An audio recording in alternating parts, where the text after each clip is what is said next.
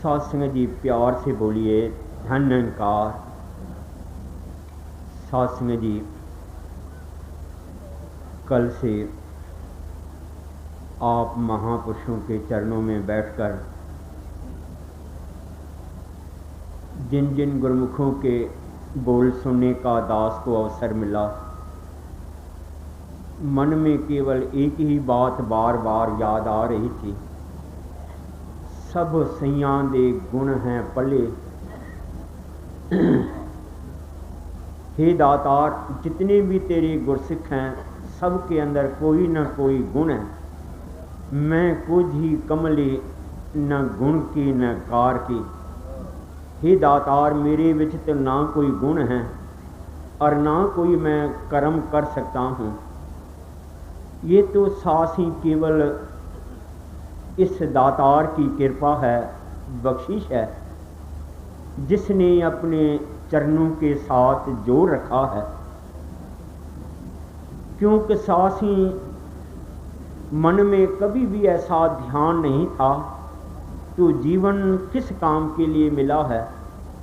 बल्कि कई बार जब दास एकांत में बैठता था तो मन में एक बात आती थी, क्योंकि मानस जन्म की समझ नहीं थी, क्यों मिला है या कितना कोई अमोलक है। मन में ऐसी बात आती, अगर प्रभु भी हमें कहीं पशु बना लेता, कहीं ऐसा पंछी बना लेता, कितना अच्छा होता। क्योंकि उनको कोई पोशाक की चिंता नहीं, कोई खुराक की चिंता नहीं, कोई रहने के ठिकाने की उनको परवाह नहीं, बनी बनाई चीज़ें उनको मिल जाती हैं। सास ही इसी तरह की ऐसी बुद्धि थी और ऐसे ही ध्यान थे। लेकिन इस दातार के चरणों में जब आए, भाई लालो जी यहाँ बैठे हैं, जिन्हों के परोपकार से दास को ज्ञान हुआ। बल्कि दास ने जिस वक्त इन्होंने मुझे प्रेरणा इस तरफ, बहन जीत आदिक ने, तो दास ने उस वक्त भी उनको यही कहा, क्योंकि भक्ति की समझ नहीं थी। हमने तो यही समझा था भक्ति होती है गेरुड़ते कपड़े पाने, संसार को छोड़ना, माला पकड़नी और इसी तरह राम राम रटते रहना। उनको कहा भाई अभी तो हम बच्चे हैं, क्योंकि सास ही सन 48 में उनके साथ ही मेल हुआ। और उनको कहा अभी तो हमारा काफ़ी जीवन पड़ा है, परिवार की सेवा करनी है, माँ बाप की सेवा करनी है और अनेक देशभक्ति के काम करने हैं। अगर अभी आप कह रहे हो ज्ञान ले लो, गुरु की भक्ति कर लो, प्रभु के साथ रच जाओ, तो बाकी काम कौन करेगा, कौन कैसे ऐसे आगे काम होगा। लेकिन दास सिर्फ ये बातें इस करके बता रहा है क्योंकि समझ नहीं थी भक्ति क्या चीज़ है। यहाँ आकर ज्ञान मिला और समझ आ गई। सासी ज्ञान के बाद भी बाबा अवतार सिंह की कृपा से ज्ञान हुआ, समझ नहीं आई।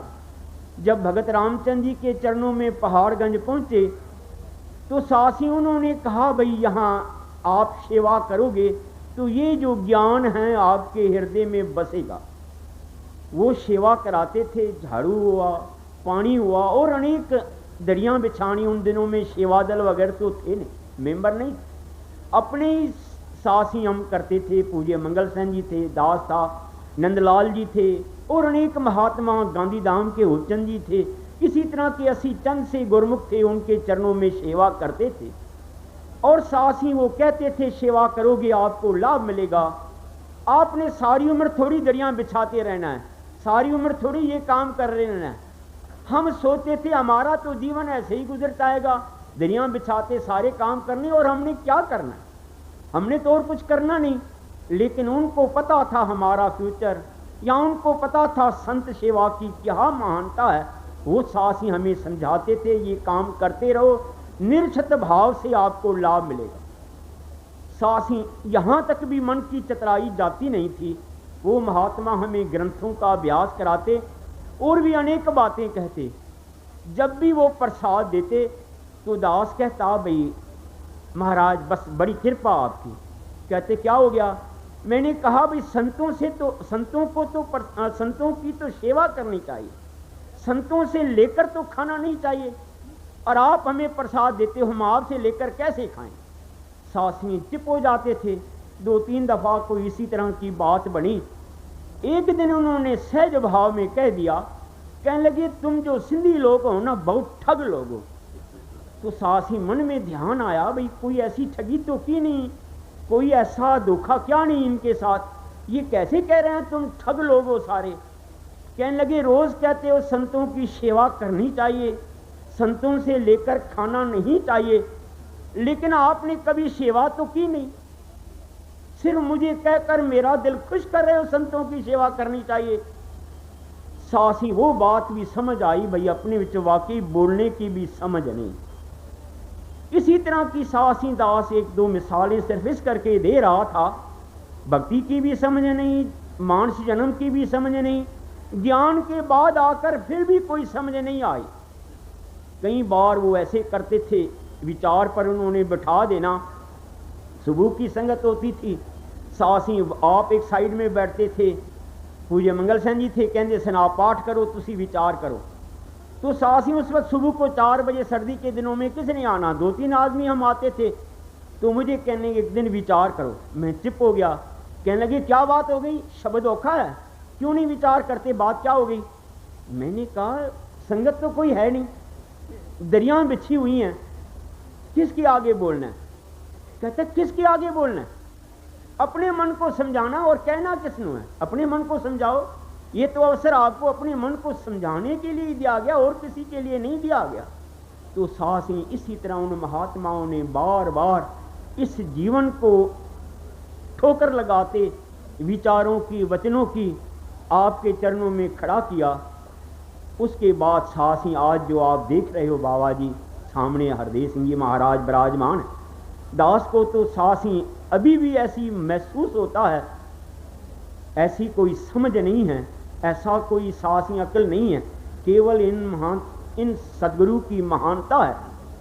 कल भी दफ्तर में हम बैठे थे, पूज्य चुग साहब जी थे, चड्डा साहब जी थे, बात कर रहे थे।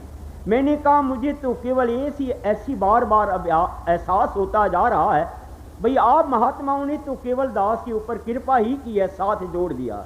मुझे तो कोई समझ में नहीं, अकल भी नहीं है, कहना क्या है, किस तरह कहना है। तो सासी कृपा करो, समझ भी आपने देनी है, एहसास भी आपने देना है, और ये जो आपने सदगुरु ने कृपा करके सेवा लगाई है, कृपा करो सासी ये सेवा भी तन करके, मन करके, धन करके, निरक्षत भाव से, और जैसा सतगुरु चाहता है वैसा ही करते जाइए। इसमें सासियों जी सुख है, इसी में कल्याण है, और सासी इसमें मन की शांति भी इसी में है, और जगह पर नहीं है। आप संत लोग एक एक विच सासी अनेक गुण छुपे हुए हैं।